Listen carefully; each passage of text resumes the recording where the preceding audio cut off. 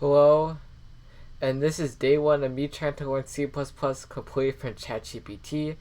If you're not familiar, I've already done a series like this in Java, but I'm deciding to now do C++ because I think it's a really cool language. And I also heard from some people that I can be a legit programmer without learning it. So the journey starts now. So I'm going to ask it to create me a C++ curriculum and act as my private instructor.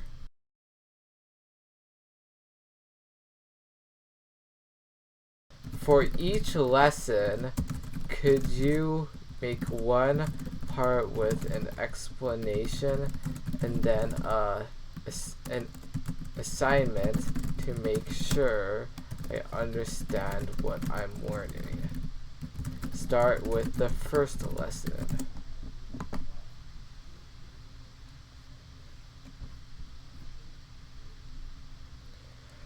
Okay, C++ is a powerful and versatile programming language widely used for system programming, game development, embedded systems, and more. It is an extension of the C programming blah blah. Okay, I already said environment. So let's just copy and paste this code. And this should get me hello world, but it actually also created me assignments. Okay, let's just make our main.c++. Let's do this. Save. Now click the run button.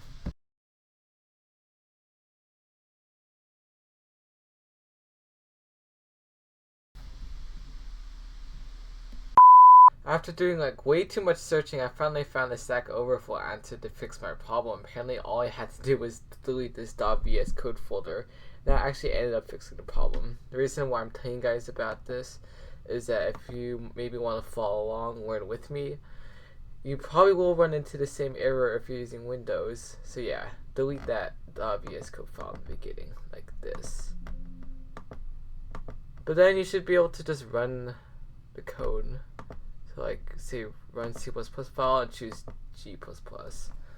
I learned that from another video, not ChatGPT.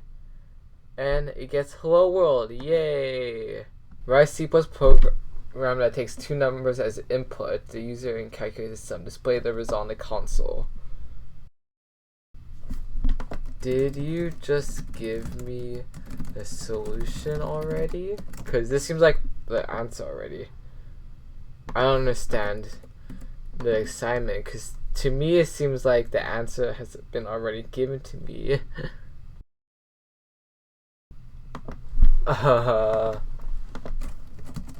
The code you gave me was already working code for the assignment. If you didn't watch the other series, happens way too often for some reason.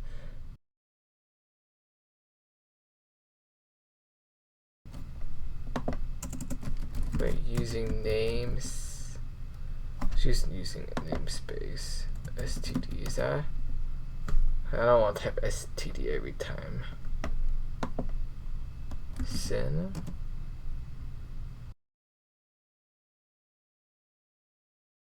Okay, I'm not familiar with the syntax. Never gave me any thing on how to do this syntax.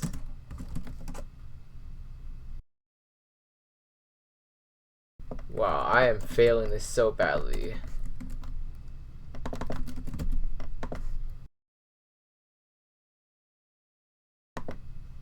This was actually a pretty bad assignment by ChatGPT. I'm kind of disappointed. I feel like it did better last time, but because it right out of the gate gave me the solution and did not help me with my syntax. Maybe I could have read a bit more, but not starting that strong. But anyways, I will continue like always to learn more because I like learning stuff. Anyways, if you enjoyed this video, please give me a thumbs up and hope you subscribe. Like always, bye-bye. Hello, welcome back to the channel. If you're new here, I'm trying to learn C++ completely from ChatGPT.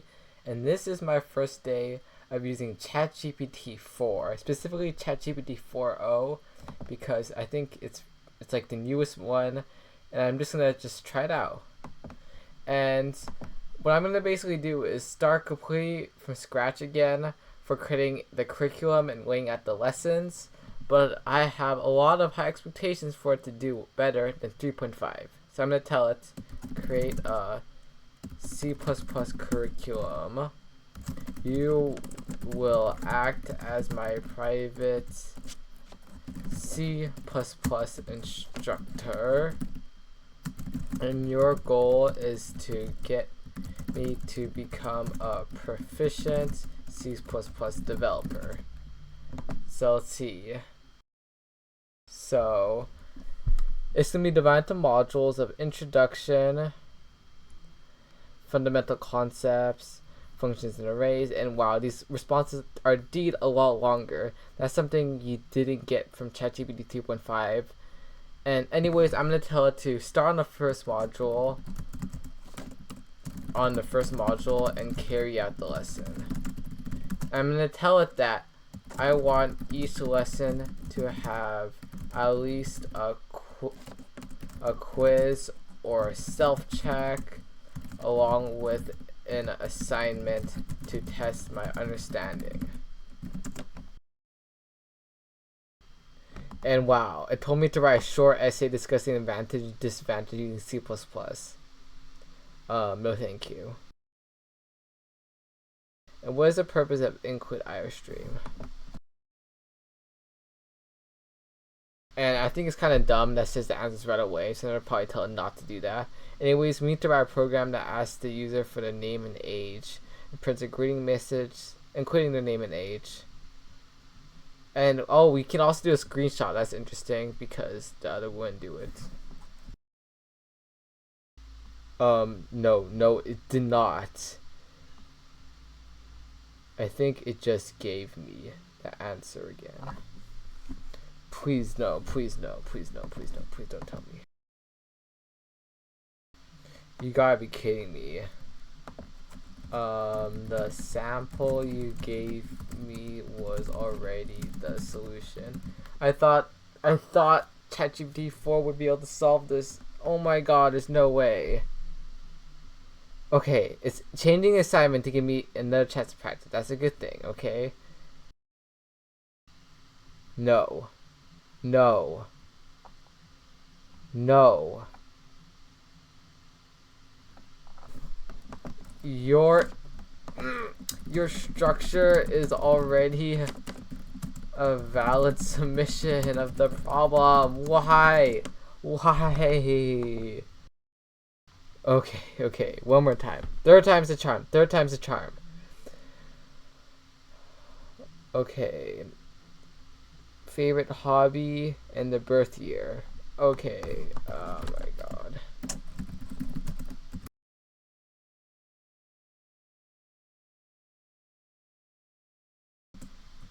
Wait. Oh, so I have to use std string to declare it when I'm getting an input output. Okay.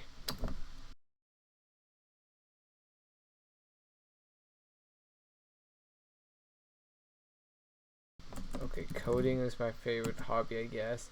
I'll just say I was born in 2000. Ha. That's not my actual birth year. Okay, this seems to be good. Is this good? Almost perfect. We can make the handle. So yeah, I mean, you didn't tell me this get in line thing, but that's interesting.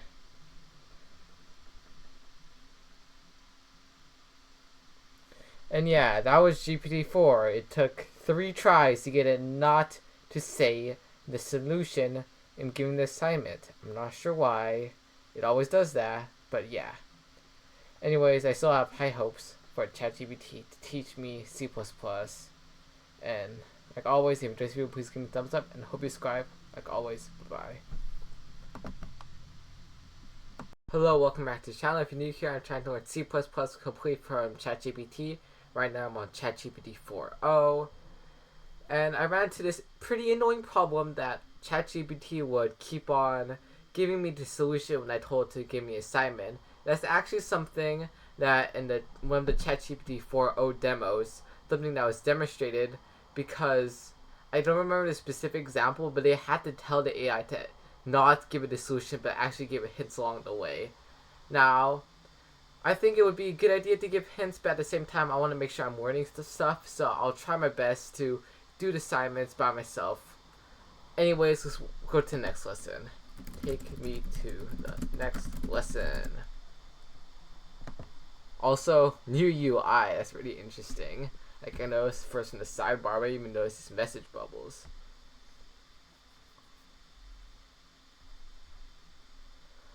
Okay, variables and data types. So we just have our integers, floats, doubles, characters, booleans.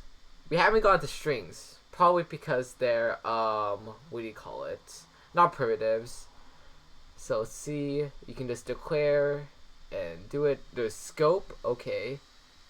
There's also lifetime. What's the difference between float and double? What is the value range boolean? What is the scope? And it actually gives you the answers. I forgot it. I forgot to tell it to not give me the answers. Okay, but like, I would have known this anyways. Anyways, write a program that declares and initializes the variables of each basic data type. No. Like, I don't understand the point of the assignment. Just change the values of the variables instead of the output. I mean, come on. I'm not like a kindergartner or something. It doesn't matter. Variables are pretty elementary. So I'm gonna ask it, is there anything special about primitives in C++ that I should know about? Okay, so there's a minimum size for the numeric values. That really shouldn't be that much of a problem. Signed and unsigned. Determine that the type can represent negative values, short and long. Implicit conversion from int to double, and static cast int. Explicit conversion from double to int. Okay. So yeah, I actually have to do a static string. That's interesting. I didn't really know if that was something just for like input output, which the reason why I thought that in the other lesson was because STD was like for STD sin STD sin STD count, or how you pronounce that. That's a lot to unpack in one lesson. So this is actually a really good example code. Could you give me a small assignment to test my variable skills? Do not give me a solution. Only a template at most. I just don't get it. Like, why would ChatGPT think this is a good assignment? Like, anyone can change variable numbers.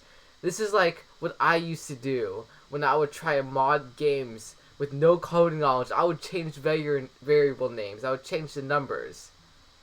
Oh my god, I'm so... anyways, I feel like there still was a lot to unpack, so I'm just gonna read through it. Listen, no. Strings are with std : string. Everything else is just with the type declaration, like Java syntax. You can always redeclare them. You can create constants, enums. Like, I don't really know when to use enums, honestly. The explicit and implicit type differences, I didn't really understand. Well, apparently one of the main differences is that the programmer takes responsibility for ensuring the conversion is safe and meaningful. This seems like way more complicated than I actually thought it would be. It's probably going to go over my head a little bit right now. Anyways, if you enjoyed this video, please give me a thumbs up and hope you subscribe. And like always, bye-bye.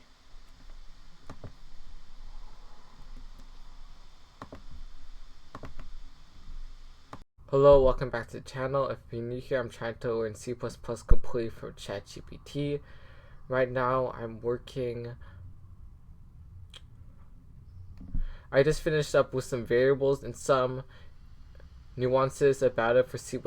They talked a little bit about typecasting, but I don't really feel like going into that much. So I'm just going to tell it to go to the next lesson.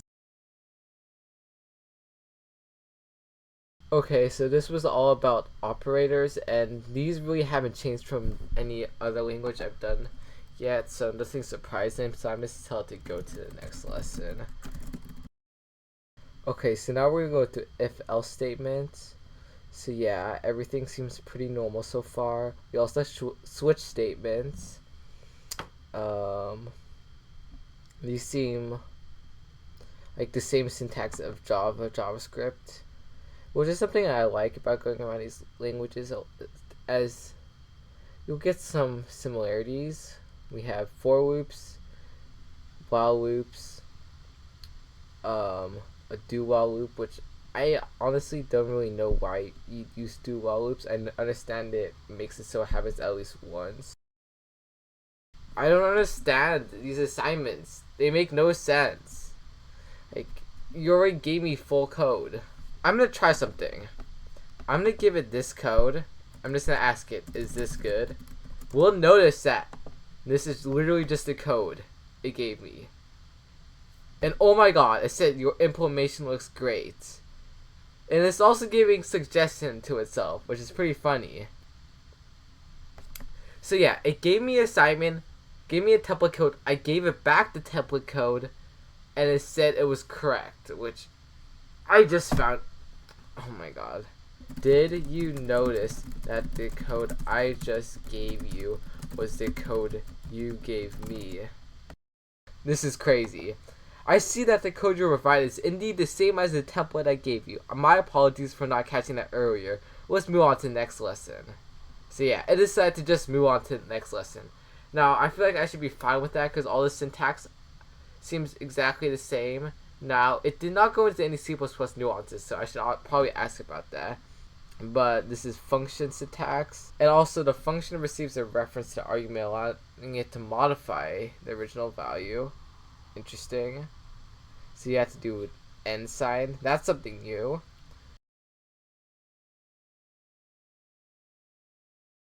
This is driving me crazy.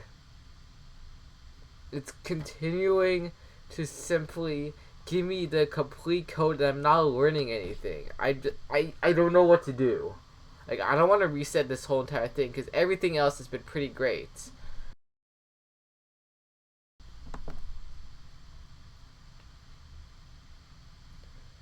So yeah, I just got a network error. That was pretty interesting. Okay, sure, I'll say this was better. Okay, so let's edit this. I'm making it so it declares the value initially by 1 and multiplies it, because by the definition of factorials, if it's 0, it'll still return 1 because it'll multiply 1 like 0 times. So this should work. It'll start at 5, for example, and then it'll go to 4, 3, 2, 1. I'll multiply it out, and that should work. So we'll just make it return val.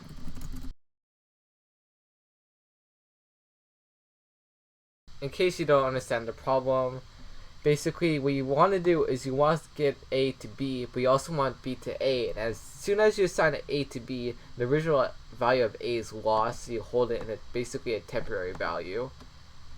Anyways, we can just call these lines of code. Everything should work out fine. Okay, that's pretty cool. Everything seems to be working. So I'm going to tell it to review my code. Is this good? So it's telling me to test, which kind of seems dumb for suggestions because that has nothing to do with the code, but you should always test your code. I feel like the assignment did get better. It actually did a pretty good job of getting necessary code in, for example, some boilerplate, such as printing it out, and actually testing you on what you actually learned, so you don't have to set everything up again. Anyways, if you enjoyed this video, please give me a thumbs up, and hope you subscribe. Like always, bye-bye. Hello, welcome back to the channel. If you're new here, I'm trying to learn C++ completely from ChatGPT. Right now, I just finished some functions, and because I'm already familiar with other languages, this was pretty easy. But because C++ is not the same as Java or JavaScript, language languages I'm more familiar with, I'm going to ask if there are any C++ nuances to do with functions. So you can have function overloading, so basically the same name for a function but with different inputs. There are also default arguments, which you can say with end name. There's also inline functions. I wouldn't say is a nuance necessarily. Anyways, there are these const member functions, and this is in classes. So we haven't dived into classes yet, but I'm still gonna see what it is. In classes, member functions can be declared as const, indicating that they do not modify the object in which they are called. Okay, that seems a little bit more abstract. There's also pointers, like you can use pointers to functions that allow you to store or pass functions as arguments. We, we haven't got the pointers either. So yeah, I'm not gonna really worry about that too much, honestly. I'll just tell it to move on to the next lesson. Because while stuff like pointers and the other things are really important, it's hard to understand if I really haven't even gone to pointers at all. Okay, let's see. The syntax would just be the type, the array name, and the array size. That's how you would simply declare it. Or you can declare with curly brackets to see what's inside of the array. And also, if you don't initialize all elements, the remaining ones will be set to 0. You can access any element with bracket syntax. You can create multi-dimensional arrays with basically creating rows and columns with 2 different square brackets. Basically the same as Java. You're telling me to fill in the logic, but you've already done so. I mean, this assignment is better, so I guess we should be working on that now. So we can just basically read input and assign it to our array of I. And now we can print them out by just doing stdout. And then from there, I can assign it to array of I of j. I mean, array j of I guess. Oh, matrix, not array, duh. Huh, why can't I input anything? Should this work? I mean, it's saying to add spaces to it, but for some reason I can't input anything in. I'm not sure if that's something with my IDE, so I'm gonna ask it. For some reason I can't input anything when running this. Okay, such as terminal command prompt. I mean, maybe I should just run this executable. So let's go click this, see what happens. Okay, yeah. That's better. So I'm gonna ask for any array nuances. Okay, yeah, array size cannot be changed up to declaration. So undefined behavior if you go out of bounds. So does it throw an error? That's interesting. Row major order. Rows are stored one after another. Okay. Passing arrays to functions. You actually have to pass a pointer to the first element of the array. Huh? I don't get that. Oh, so you actually have to pass in the size of the array? That's interesting. And there's also this thing called std array, which is from C++11, which provides a safer, more convenient way to work with fixed size arrays. Okay. And there's also the thing called vector, which is basically probably the arrayless equivalent. I could be completely wrong. Anyway, some stuff about pointers. We're not getting into that yet. Probably once we get into pointers, my brain will start hurting. So, yeah, let's not get into that yet. Until ChatGPT thinks I'm ready.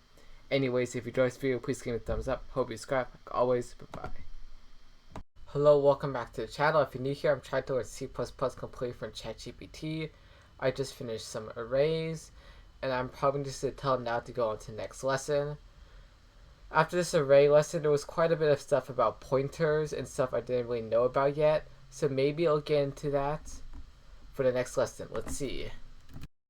Okay, so we're getting to object-oriented programming first. Okay, let's first look into the syntax. That's really tripping me out why that's not indented. So public, I guess, makes those ones public, I guess.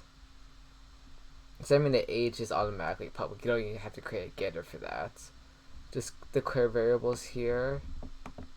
And what about the constructor? We haven't gone to constructor yet. Do you need constructors? So you can create a default constructor. I guess what that does is it just sets your default values if you didn't put anything into constructor when passing it in. And you can also make it based off the input when creating it first. Oh, that's interesting. The syntax is not what I expected to have been like. So I'm just gonna ask, can you create an assignment? Don't give me any of the code. And if it gives me some of the code, I don't know what to say. I mean, I told it not to give me any code at all, and it seemed to not follow that instruction. But okay, let's do this. So here we are in a beautiful Visual Studio Code. So let's define private, but with this epic syntax of just saying private.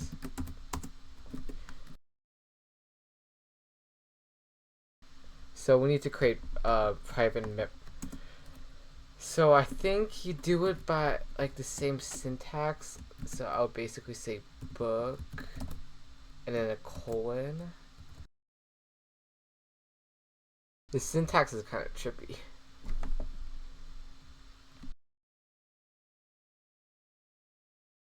Oh, obviously we don't put parameters when we don't have any parameters, obviously. And is it the same syntax? Okay, now we need to create getters and setters. It should be pretty easy. Do I have to say this dot parse or can I just say price? Now we'll just do the same thing except for setting them.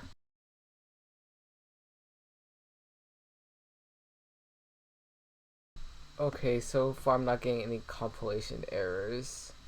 Now we just need one more display function. Everything looks fine so far, so now we just need to create a book. So I think I can just create a book 1, like that. But I can also create a book and pass in. And you just expected a semicolon, that's weird. Oh, you put the function in the other place. Oh, okay, that makes sense. So hopefully I don't get a billion errors. So let's stop the code, run it up again. And wow, actually worked. Surprising. Is this good? I mean, it's so trippy because the syntax is just so different in Java. I just thinking that it's gonna not compile or anything, but there's no red squigglies. I feel like it definitely has a lot less boilerplate and it's a lot easier to work with in Java OOP. I'm pretty proud of myself for being able to do that pretty much first try. The syntax definitely was the hardest part of all of that. That was a lot to swallow, I feel like, in one day, so I'm going to end it here. Anyways, if you enjoyed this video, please give it a thumbs up. Hope you subscribe. Like always, bye-bye. Hello, welcome back to the channel. If you're new here, I'm trying to learn C++ complete from ChatGPT. Right now, I just started out with classes in C++, but we haven't gone to anything like inheritance so far. But I'm going to see what ChatGPT decides is the next thing we learn in the next lesson. Okay, this one's about constructors and destructors. This shouldn't be that bad because I already asked about constructors in the first lesson, but I'm not so sure about destructors. I guess destructors are basically the way of clearing out memory. Still have not gone to pointers yet, so I'm not sure how much I should really be paying attention to that. It seems pretty important still. So a copy constructor creates a new object as a copy of an existing object. That's interesting. I don't understand what that really means. Oh, I guess it means I can just basically... It just means I can literally copy another object. Oh yeah. And obviously, I don't think it's going to share the same reference or anything. That's the whole point of copying it.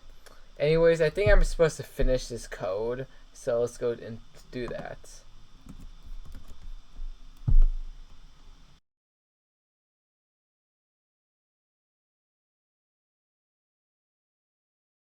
And for the destructor, I'm not going to really do that. I'm just going to tell it I feel like I shouldn't do it until I get into pointers. Because to me, it seems like a weird way to get into an example memory management without actually going into memory management itself.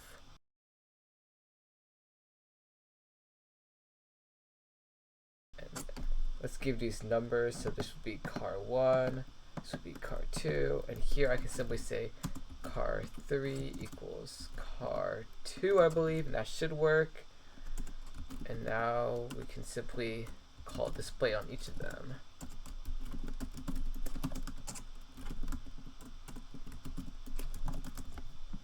And now let's test our code, obviously. Where are the errors? That's weird. Okay, this is driving me crazy. Why is this not working? Okay, this is driving me crazy. I'm just using online interpreter. Okay, bam.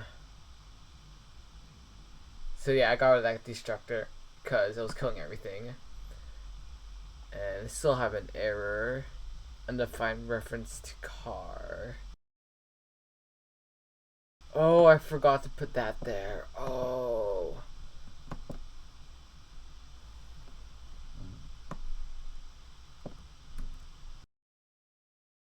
Okay, this should work now. I'm gonna go give it to ChatGPT and tell me to.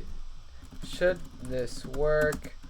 Please know I got rid of the destructor because I feel like I shouldn't have to do it because I haven't learned memory management yet.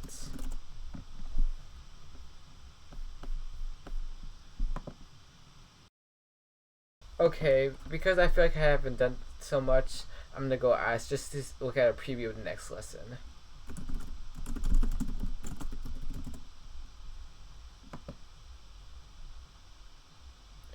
Okay, now we're getting into inheritance because that's what it's all about.